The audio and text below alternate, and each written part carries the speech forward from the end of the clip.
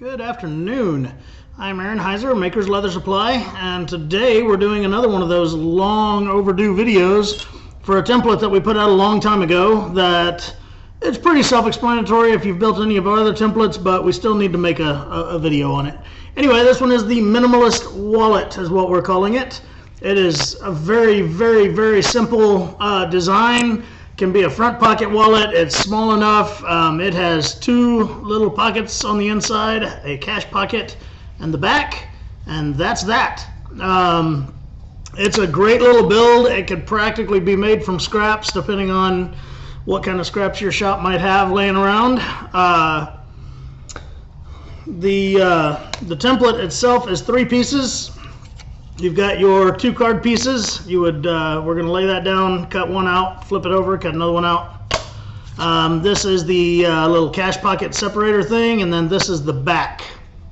Now, we're going to do things a little different on this build just to show you how you can, what would the word be, improvise, I guess, because, you know, the back should be 4 to 5 ounce. The interior pieces should be 2 to 3 ounce and 2 to 3 ounce. Well, we're going to basically make the back, we're going to make the whole thing out of 2 to 3 ounce, but we're going to sew or glue 2 pieces of leather together to make up this back piece. And then that way we don't have to procure 2 different weights of leather. I do realize that, you know, when people get my templates, they're like, holy crap, it needs like 3-4 different weights of leather. And I get it. I know that not everybody has all that just laying around. I'm very fortunate to have a shop that has all the leather I could ever imagine here. So anyway, that's what we're gonna do. That's one of the goals of today's video, is just to show you that we can take 2 layers of that 2 to 3 ounce and make a very fine lined wallet back by gluing 2 pieces of it together. And then we'll use another piece for the cash pocket, another piece for each of the card pockets, and we're going to cut it all out. So, without further ado, I'm going to push the camera down because you don't need to see my pretty face, you need to see my pretty desk. So, push that light down a little bit too so it's not killing me the whole video. Everybody's always asking, what do you got in your pipe? What do you got in your pipe? Well, today it is called Wild Hair. Great stuff. Alright, so I'm going to get this cutting pad out of the way, because what we're going to do is use my cutting mat. We'll use my scalpel. I'll put a brand new blade in the scalpel because every job I start with a fresh blade, which really stinks when you break it 30 seconds into the job, but, you know, whatever. That's why I like scalpel blades versus sharpening stuff all the time. Alright, brand new blade on the scalpel. Let me grab this piece of leather we're going to use for this video. This is a piece of tooling calf, approximately 2 to 3 ounces. It's got a real nice feel to it. It's real soft, kind of buttery feeling, but it's just straight up Veg-Tan calf. Sorry, there's something under it I need to get out from under it. Really nice stuff. I did get this from Tandy because there's a special project they've asked me to make that they wanted me to use it on. So we're going to use some of it for this. Alright, so the first thing I'm going to do is I'm going to pick a really nice area of leather and I'm going to cut out the back of my wallet. Alright, so here we go.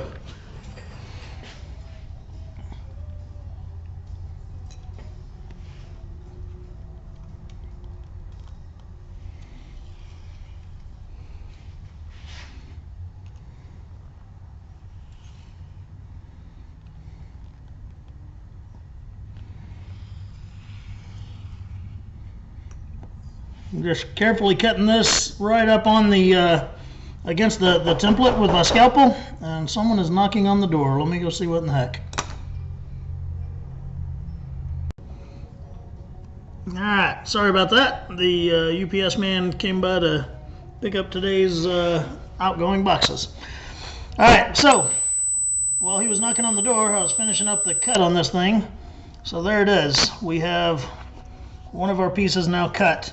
Now what I'm going to do is I'm going to go ahead and just rough cut out another one, and I'm going to make it too big. All right, and then we'll use that to glue to the first one, and that's how we'll come up with our final, our finished outside piece. All right, so all I'm going to do is just kind of rough cut this thing, make sure I'm about 1/4 of an inch on the outside of the template on all sides.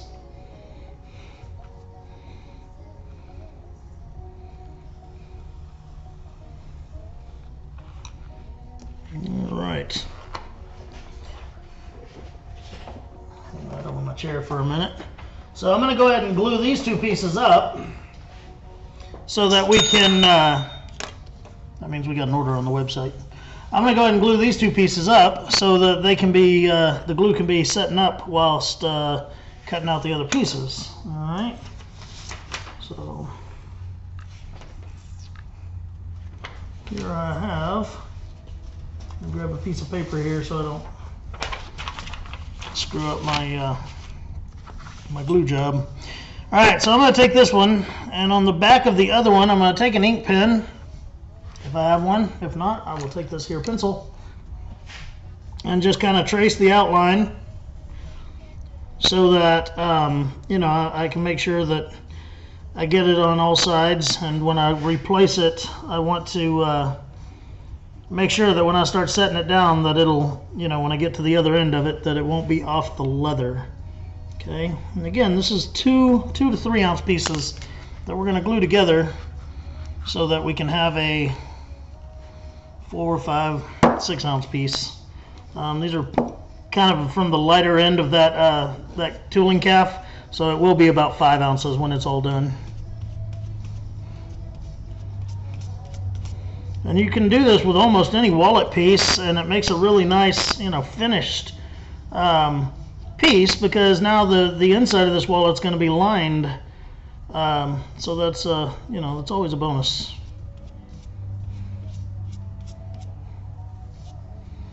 All right, got glue on that one piece. I'm going to move it and glue up the other piece here. I'm using our Maker's contact cement here. Always use in a well-ventilated area.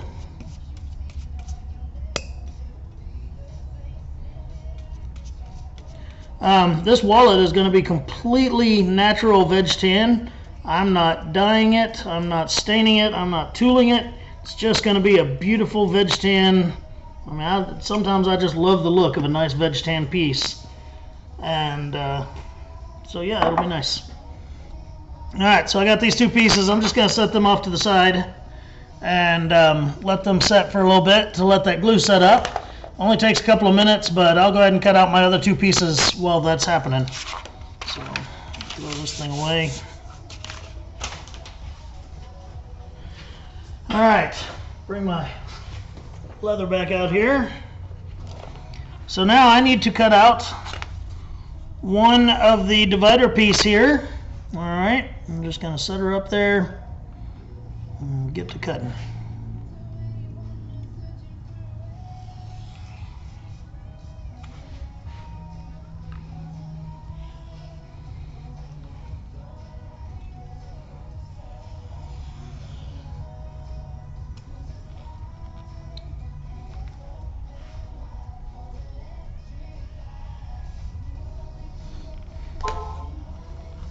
Okay, so there's that one.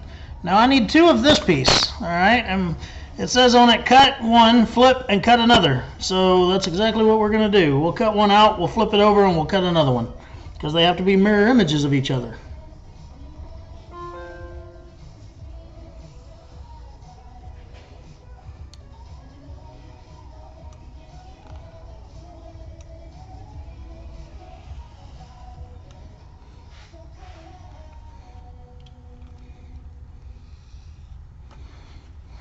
So there's one, flip it over, make sure I'm not getting into where I overcut the last piece.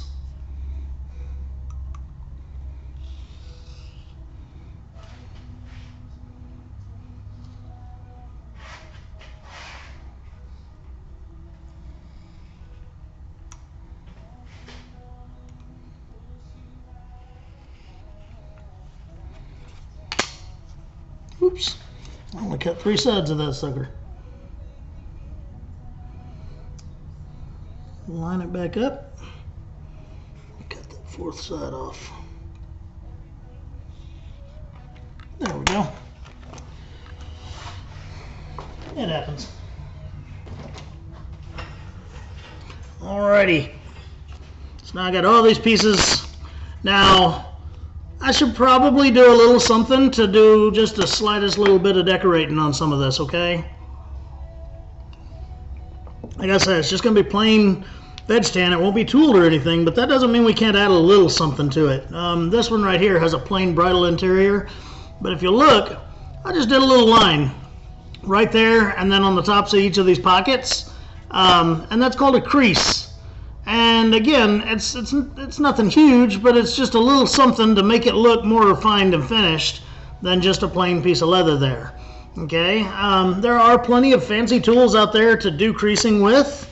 If you don't have any of those, the best one I've used when I'm not using my fancy creasing tools is just to use my wing dividers.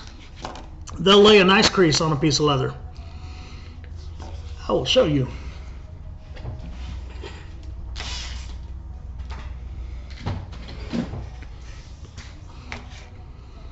Now I'm going to hold my template on here just to keep that real thin piece of leather there from buckling up under my creaser or my wing divider. But I'm just going to take it. One side of it's going to be against the edge of the leather, and the other side is going to have its point in the leather. And I'm just going to make me a line. I may go over it again just to make sure it's good and deep on there.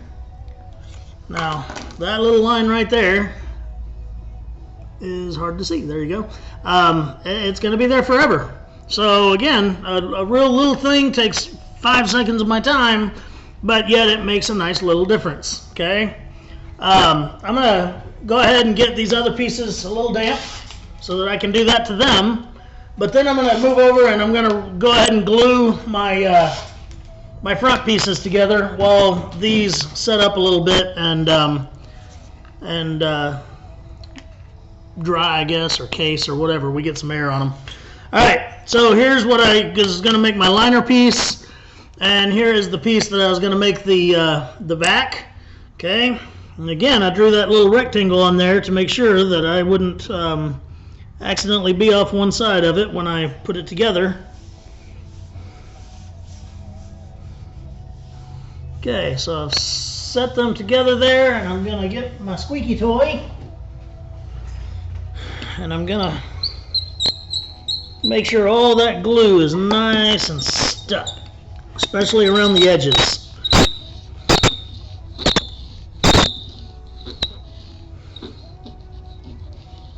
Alright, now, after doing all that, I'm going to go back to my template, and I'm going to recut this piece out, liner and all.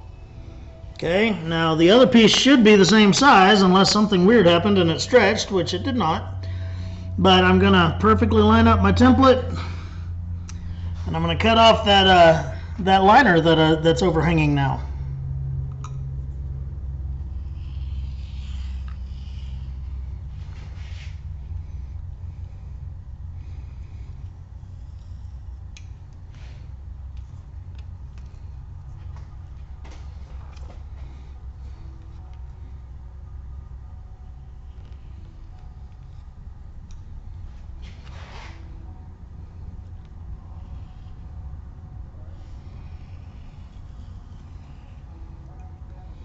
There we go.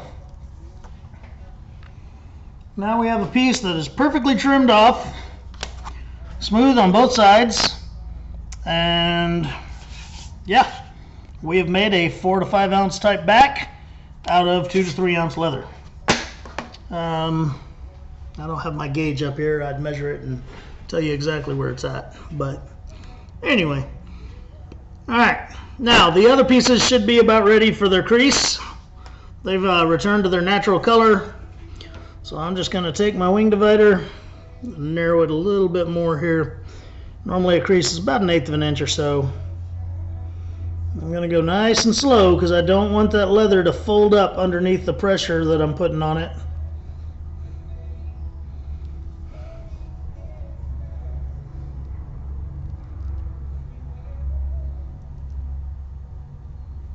There we go. There's one of them.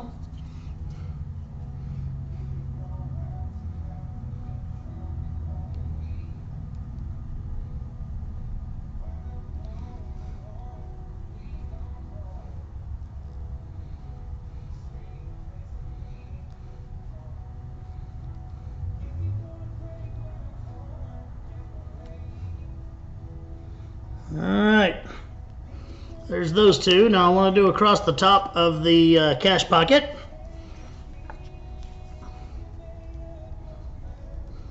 And the other way to do this would be just to take a ruler and put across the top. And then you could take almost any sharp thing. I mean, I've even used the back of my scalpel blade to go down and make a line like this up against a ruler. So even if you don't have a pair of wing dividers with a sharp point like this, you can still do something like this. And again, it looks really nice.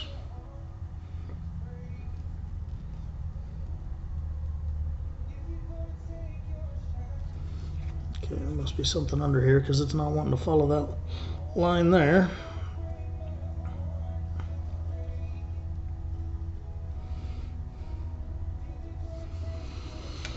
Alright, I'm actually going to pause the camera and redo that one. I didn't follow they got off the line a little bit. But I'm going to have to recut this piece because this is actually going to be photographed and everything, and it needs to be better than that. So, I'll pause the camera. When I come back, I'll have a better piece of that. Alright, so took that opportunity to do a much nicer one. If it focuses in there, you can see that little line that's down at the bottom there. That's actually the top. So, there we go. Alright, so the next thing that we need to do is we need to prepare to put these pieces, we need to do some edge work. Alright, here I have a size 0 Berry King grooved edger, and I am going to groove these little suckers, or edge these little suckers. I'm going to put them up on top of the template because this grooved edger is actually, this leather is pretty thin, and this edger just doesn't, the cutting surface of it doesn't want to reach the corner before it hits the cutting mat down there. So this way, it'll actually take a little corner off there. Alright, so we're going to do this middle piece, front and back, and then we'll do each of these two pieces just on the top, front and back, and then on this side right here we'll just do the front side. Okay, and the reason we're just doing the front side there is because it will be sewn down to another piece there, so no need to do the back when it could lay flat against the piece it's going to sew to. So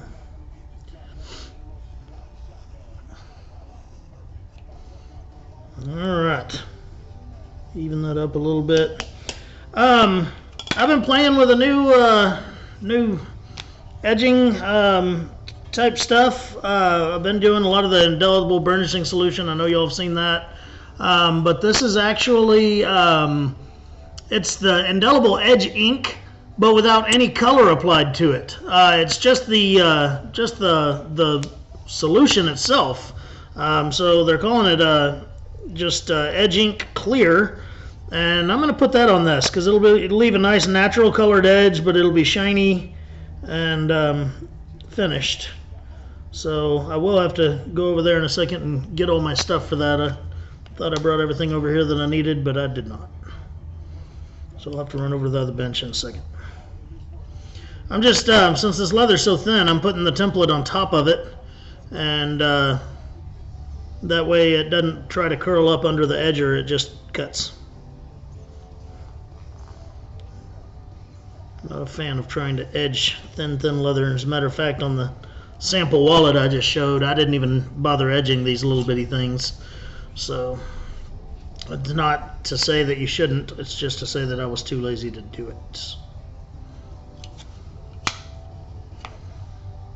And like all of our templates, you can take the paper off the back of this, and then you can see through the pattern. But I just normally do not, for the video's sake, unless I'm trying to make sure I get an extra clean piece of leather underneath the pattern. It is nice to be able to see through them so that you can do that.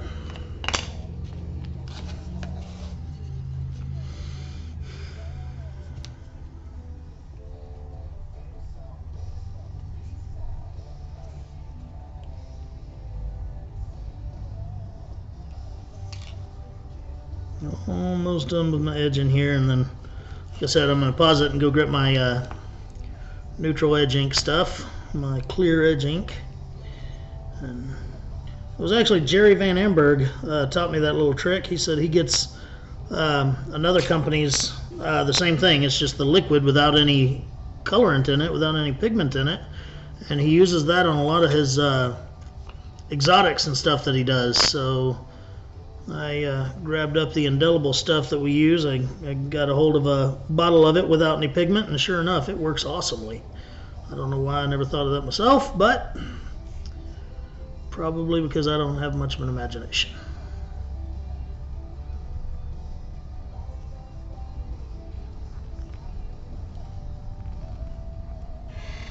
Alright, so give me just a second. I'm going to grab that edge stuff.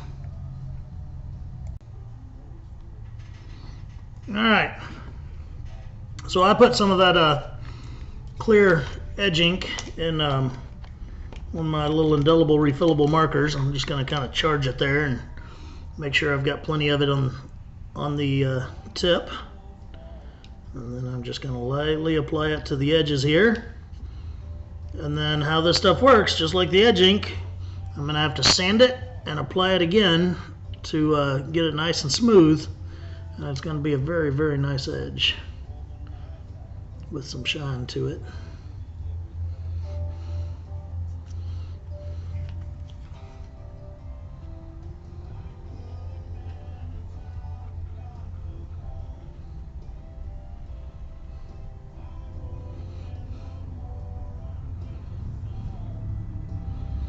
It's not going to be easy to sand that tiny little edge, but I'll see what I can do about it, right?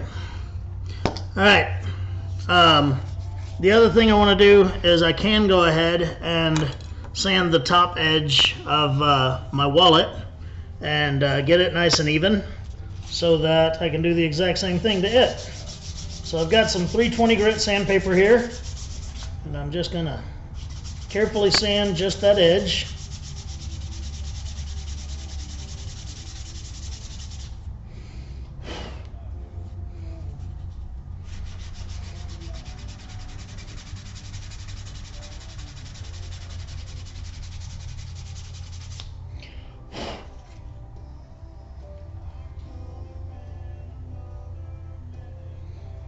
What I'm going to do this edge, call it the top. It's a little bit more flat, and then on the when I'm got the whole thing together, I'll take it out there to the power sander and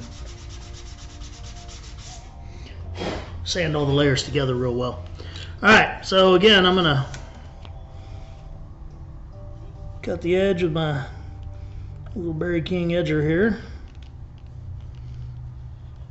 Again, this is one of Berry King's grooved edgers. I'm going to start carrying these pretty soon. I'm very, very impressed with them. I still will carry Ron's tools. I just like to give people a choice. Alright, so got that. I'm going to do a tiny bit more sanding, and then I'm going to go ahead and put that edge ink on here too. Again, I'll charge up the tip a little bit, get her nice and damp.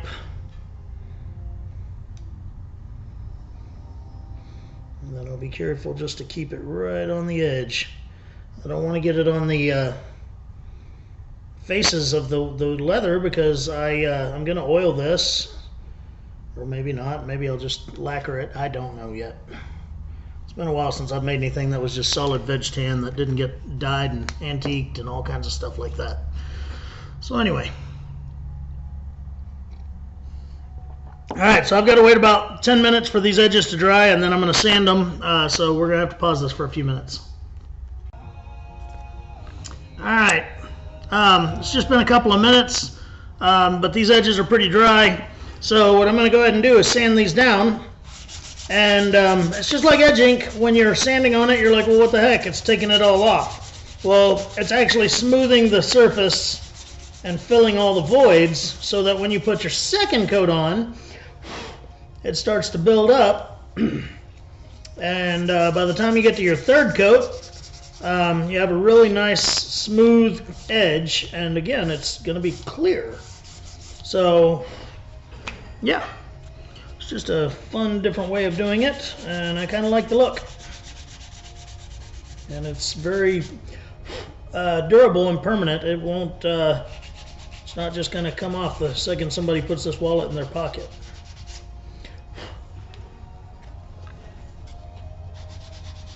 I'm sanding very, very lightly on these pieces that are just one layer of 2 to 3 ounce. They I don't want to ruin the rigidity of them by pushing all hard when I sand on them.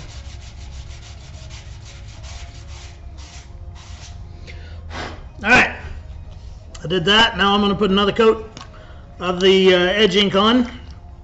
And again, I'm not going to make you watch this. I don't need this video to be 6 hours long on the simplest wallet we make. Alright, so 2 coats is good enough on these really thin pieces. I did go ahead and put a third coat on the wallet back piece, and I'm just going to set it to the side to dry while we do a little bit more work on these pieces. So the next thing we need to do is fit these pieces. Oop, turn it with that line on the top, of course. Fit these pieces to this piece right here. All right. Real simple to do. We're going to line up the edge, the outside edge, and the bottom. And over here, we'll do the exact same thing. Line up the outside edge and the bottom. And what I'm going to do is I'm going to make a little mark right along where the inside edge is there, so I'll know where to glue. So I got my stylus out. I'm just going to take it, and what I'm going to do is I'm actually going to lift this up just the slightest little bit and put my mark underneath that edge because I don't want to see it in my finished project. Alright.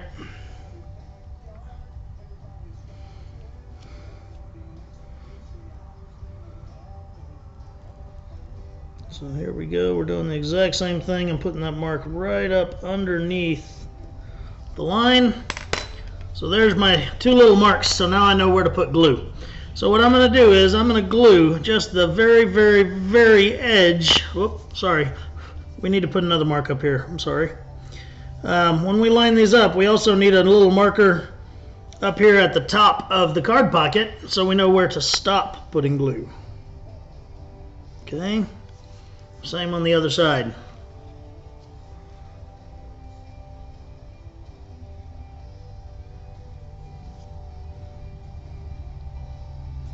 Alright, I got all my little marks. So I'm going to take my glue and I'm just going to put a teeny little bead of it right around the edges of those 3 little sides on both card pieces, and or on the divider piece here and both card pockets. Alright.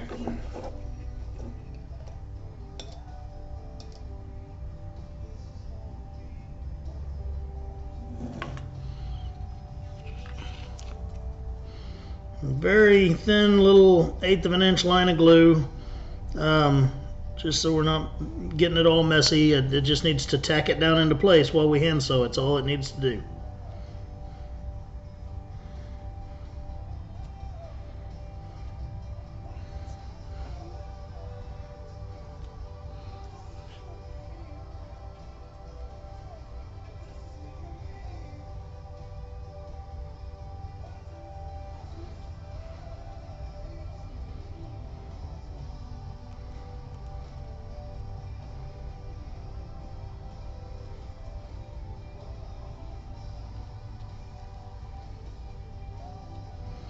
Alright, so both of those have glue on them now. I keep calling it glue, it is contact cement. Some people have corrected me on that, but it holds two things together, and that's what glue does. So, I just call it glue. Alright, so also on this piece, just right along the edge, and if you can get it right up to the edge, it'll make a much nicer finished edge. Once I go and put my edge ink all the way around it and stuff, it'll weld those two pieces together to the point that there's not a gap in between them, and that's the goal.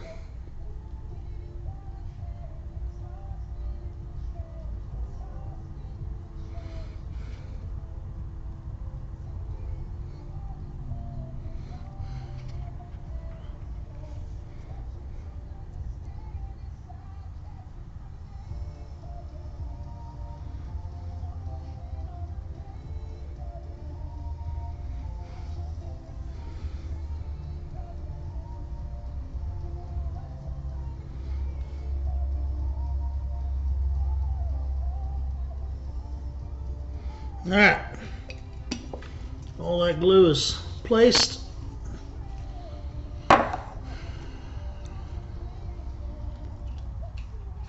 I'm going to just take and carefully line up my edges and place these pieces. I'm going to start with the outside corners. Make sure I'm really lined up, got my perfect alignment on the top and the bottom and the side. And press it down pretty hard to get that glue to marry up well. And then I'll do the same thing over here. Lining it up on the outside corner.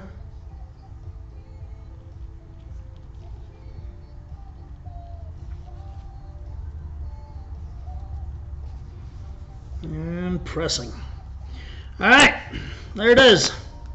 Those are done.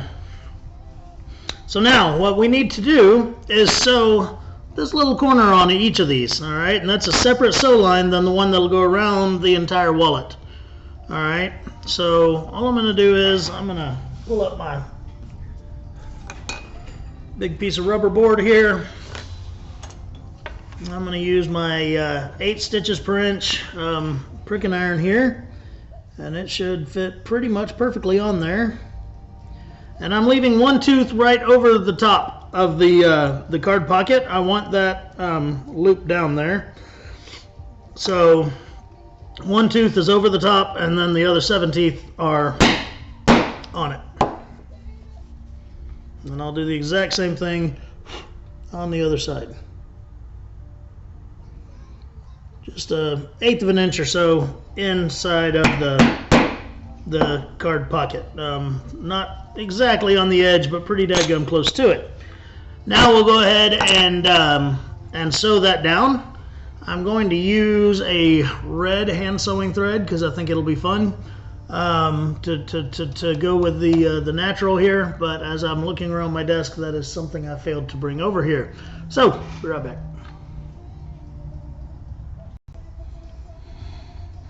All right, grab my little stitching clamp here, and I cut me a couple of small pieces of red thread. Again, I'm only doing 8 stitches on each, so I don't need a ton of it right this second. And throw this in my clamp. And when I hand stitch both of these, I'm going to start at the top and work my way down. All right. Where's those 2 needles I just laid over here a minute ago?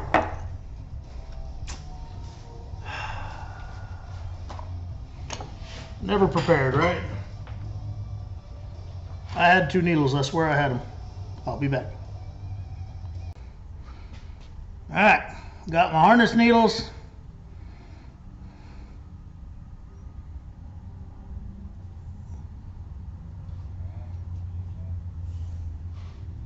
I'm going to do a real quick saddle stitch.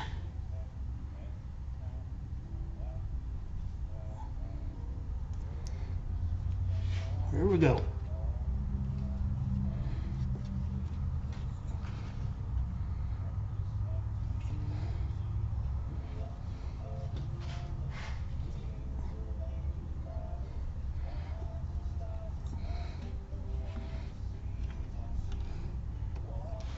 With saddle stitching, the biggest secret is always do everything the exact same with every single stitch, and then they'll look very nice and uniform.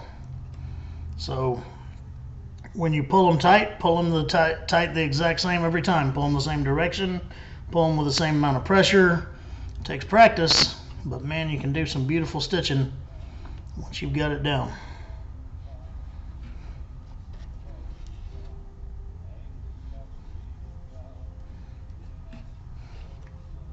I'm just going to do one of these on camera and then I'll pause it and do the other one up. But I'm just going to stitch all the way to the bottom there, and then I'm going to do 2 back stitches and we'll be done. With hand stitching, always go through the finished side first, which is the front side there, and then do the back side second. Again, that helps with the uniformity, and it helps the threads to not get crisscrossed in there.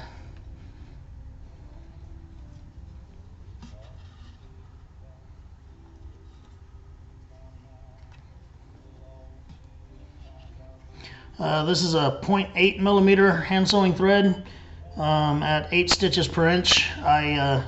This is my standard combination for wallets. I don't like using the heavier thread on wallets, the 1.0 millimeter. I prefer this 0.8. It's got a nice look to it. I'll show you what that stitch looks like, and then again I'll pause it and do the other side there.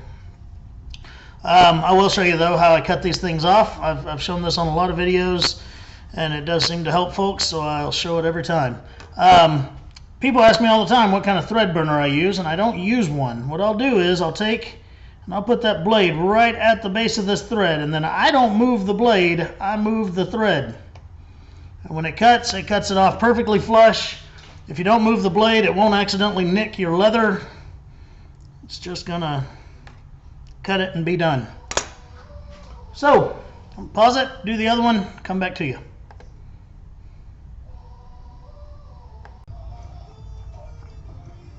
Alright, stitching horses out of the way. So I'm going to bring the camera back down a little bit.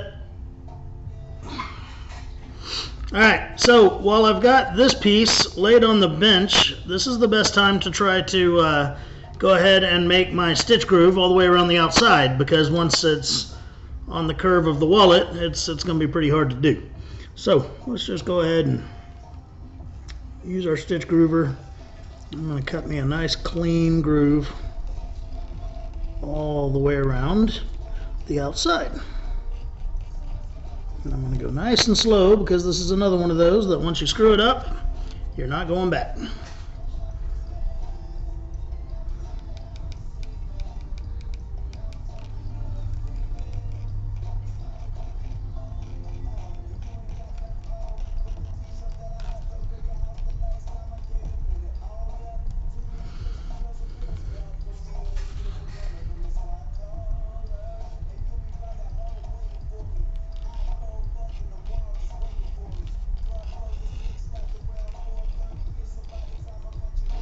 Don't need too deep of a groove in this one, considering how thin the leather is.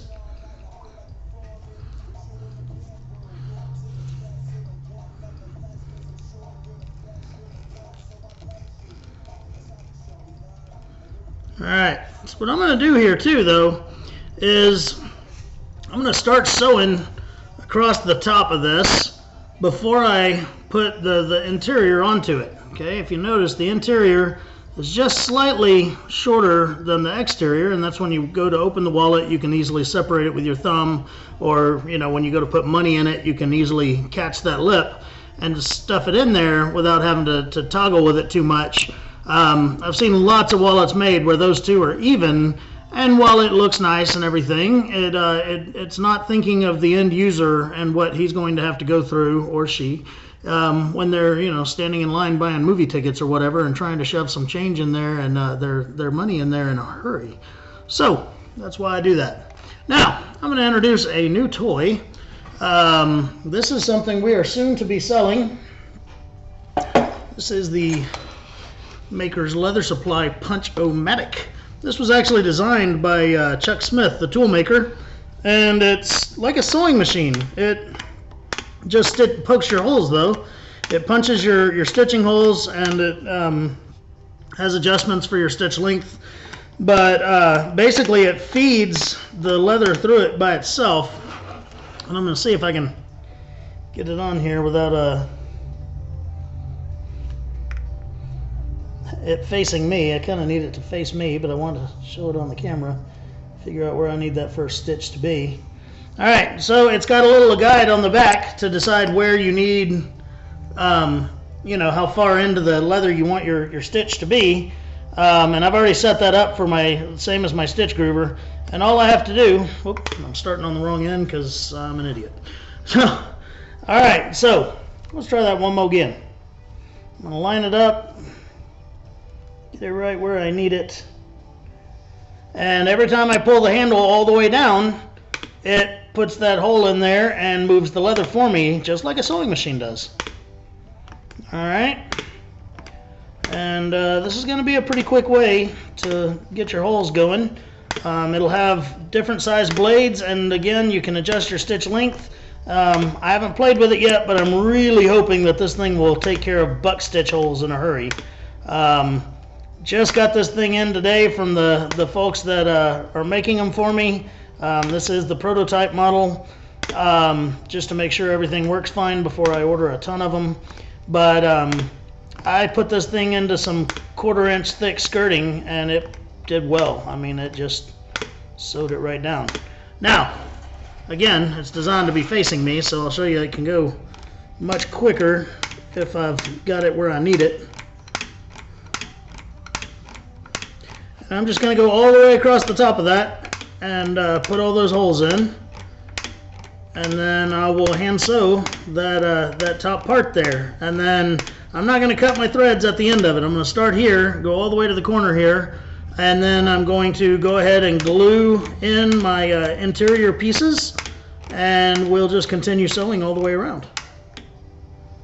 The good news is that kind of lined up with that misdone stitch there, so that's good. Alright, so there you have it. All my holes are clearly made. And they're at that nice slanted, I mean, this is like a slanted, oh, for lack of a better word, small chisel to make those holes. So, yeah, I'm going to hand sew those, and then I'll show you the stitches that I made. Alright, got that stitched up. Those stitches look pretty, other way, look pretty good. I wish I could get that thing to focus on them better. Maybe, probably too much light.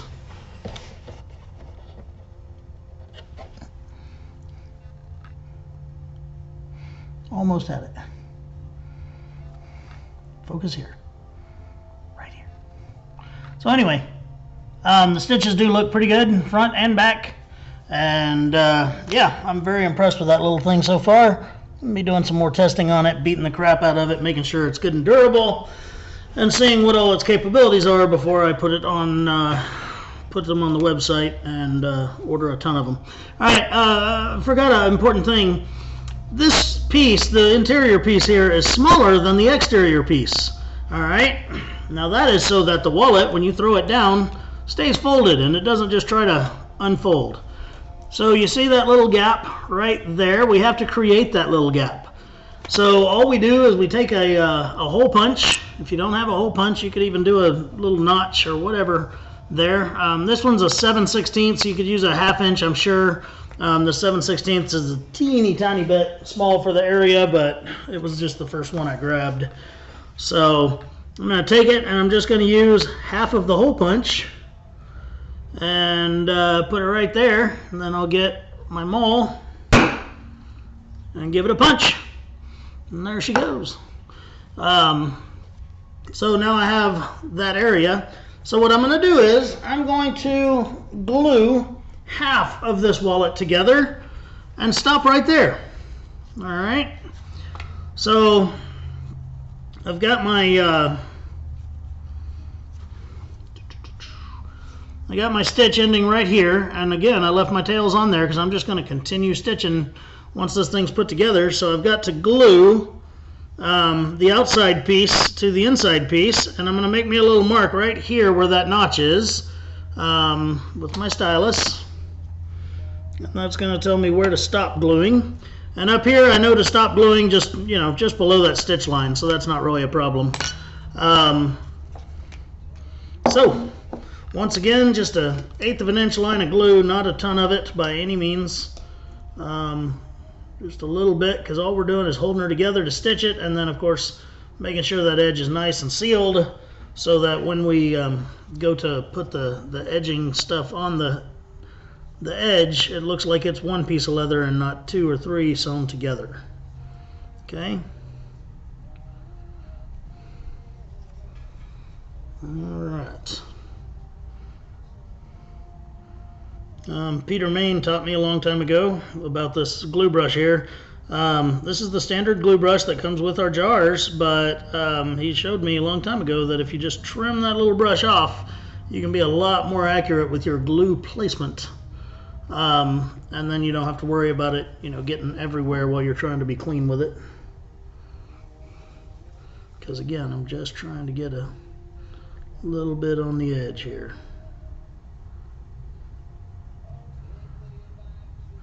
And then I'm going to glue all the way up to that little mark.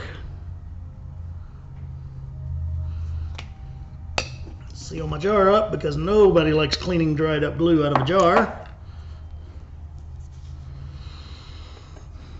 And I'm going to once again start with the corner, line this bad boy up, and press it together, starting up there and then down across here. Alright, now I can continue running my stitch.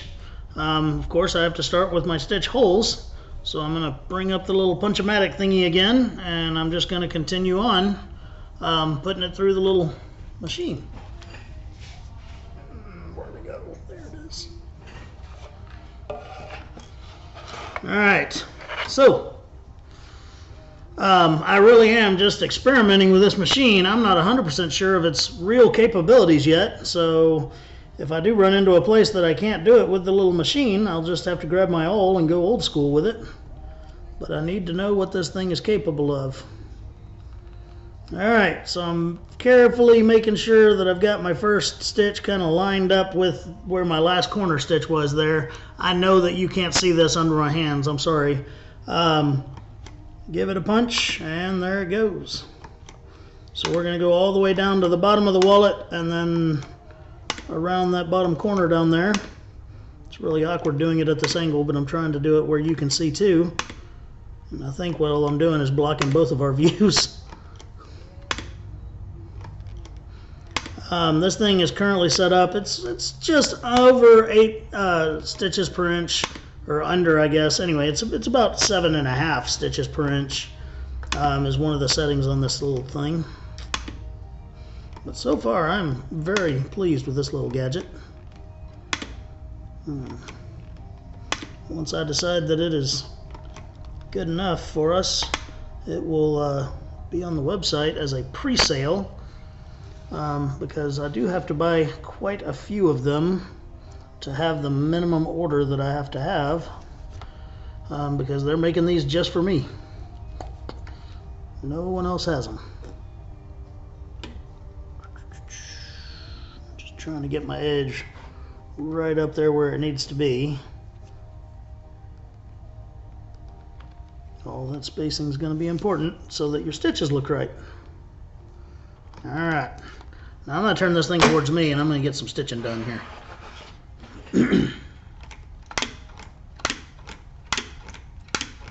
And again, I'm only going to that middle part where I glued it together, and I'm hoping I can kind of feel that when I get it there.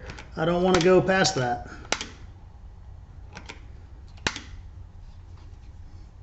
Where are we at?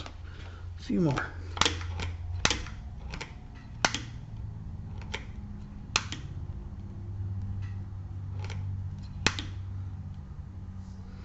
All right, I'm in the gap.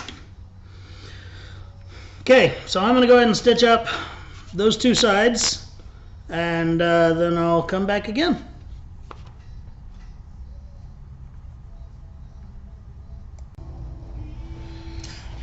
So I sewed up to the point that it was right there in that gap. So there it is on the outside, looking pretty spiffy.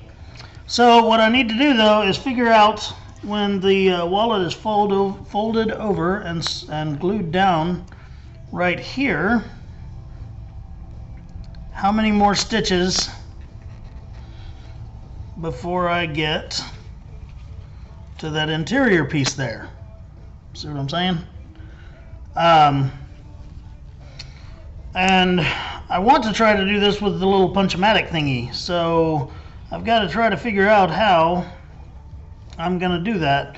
Ordinarily, I would just kind of hold that up there, figure out where it's at, take my awl and punch a couple more holes, and then glue the thing together and keep stitching all the way around.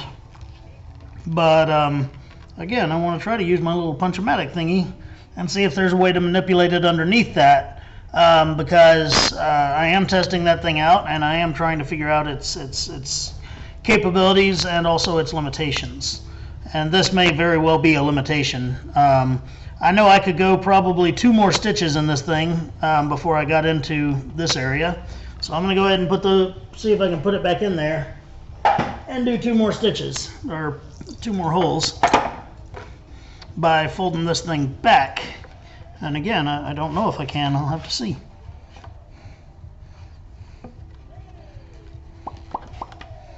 This may be for flat work only. Yeah, and it's looking like it is. I don't want to mar up the face of my wallet trying. So, yeah, this we're gonna have to work with that a little bit. I'm gonna take my awl though, and I'm going to just go ahead and put a couple more manual holes in there, and then we will glue up this other side and continue stitching all the way around. So I need to move that back.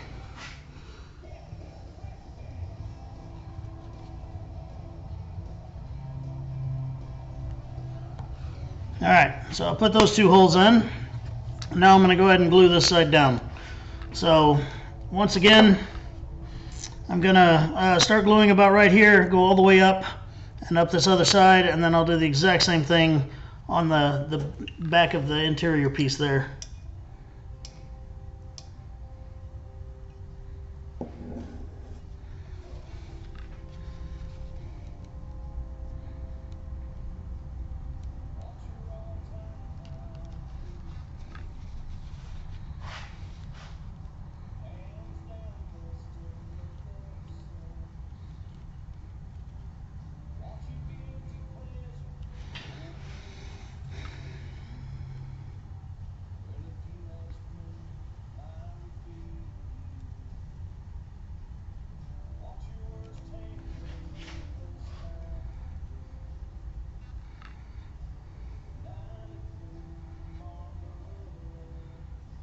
Alright, let that set for just a second and then we'll stick her together. I think I'm done with my glue on this project.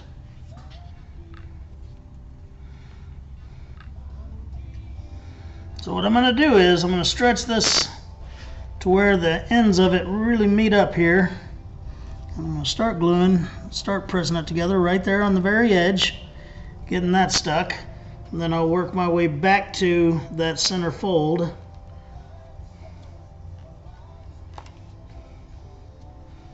There we go, and then it helps to kind of fold the wallet over. That takes the stress off your glue line there.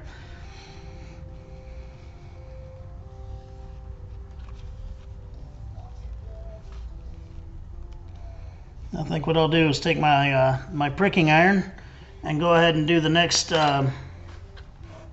set of stitches with it, and then after that I know I'll be able to get this up back under the little punch-o-matic thing without marring up the back of the wallet.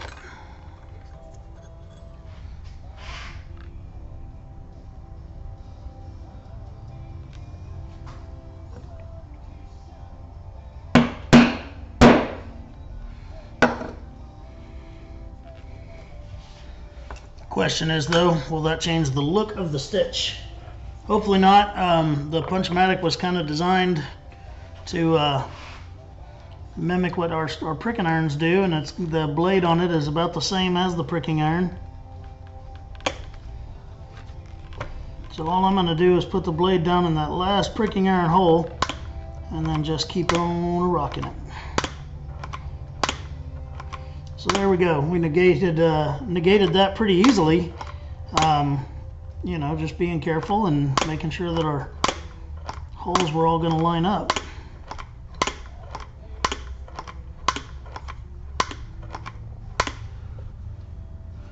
Make sure the end of it's still nice and glued down. Sure hate for that to have slipped out from under while I wasn't dealing with it. Alright, now back up the last side, and we're going to be done with this sucker pretty quick.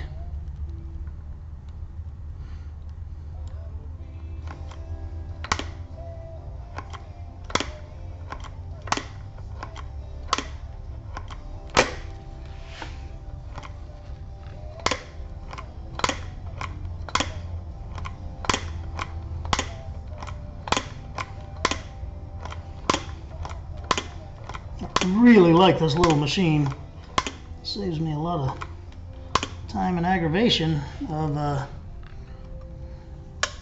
not beating my chisels and my pricking irons and stuff in. Alright, so I'm just going to keep on hand stitching all the way around, and when we come back, the stitching part will be done and we'll be back to edging again. So stay tuned. Alright, finished up my stitching and I ended it right there in the top corner. So now we have a continuous stitch that goes all the way around the wallet. Now there's a couple of little things I need to do. One of them is going to be that I'm just going to barely nick off the corners. As soon as there it is, my scalpel. I'm just going to barely 45 degree these little corners here on all four sides, because corners tend to wear poorly on leather. So if I just cut them off, then it'll wear better. And then the next thing I'm going to do is I'm going to take it out there to my drum sander, and I'm going to sand all these edges flush right here. I'll come back in, I will use my Berry King edge beveler on them, and that'll be that. Other than that, I've got to put my my edge ink on these and finish the edges. But that's it. That's the entire build right there. We've made a very nice little wallet. I'm going to oil it. Right now that's all I'm going to have decided to do to it, is just oil it. I am going to put my maker's mark right here because I always forget. And yeah, so let's do that right quick because that's important. I'm not going to use my big gorilla stamp on this one because it's just not the right thing for this one. This is a small, fine made wallet, and it doesn't need the big bold gorilla stamp. So I'll just put my little bitty maker's mark on here.